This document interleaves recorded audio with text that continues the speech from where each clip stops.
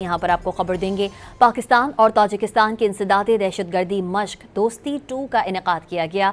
ISPR के मुताबिक पाक फौज की लाइट कमांडो बटालियन ने 2 जंगी टीम्स की मश्क में शिरकत की। ताजिकिस्तान की स्पेशल फोर्सेस की 4 जंगी टीम्स ने मश्क में हिस्सा लिया। तमाम तरबियती और अस्करी सफारतकारी के अहदाफ कामयाबी से हासिल किए गए। ताजिकिस्तान में तैनात defence attaché colonel Mohammad Mauzam ने बतौर मेहमान खुसूसी शिरकत की। तकरीब में ताजिकिस्तान के सीनियर अस्करी हुकाम भी मौजूद थे।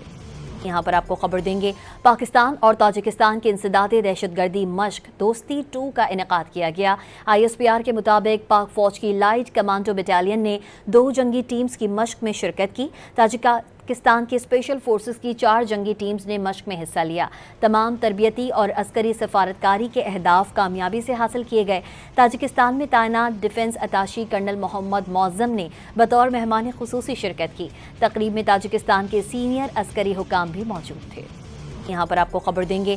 पाकिस्तान और ताजिकिस्तान की इंसदादे दहशतगर्दी मश्क दोस्ती 2 का इनेकाद किया गया।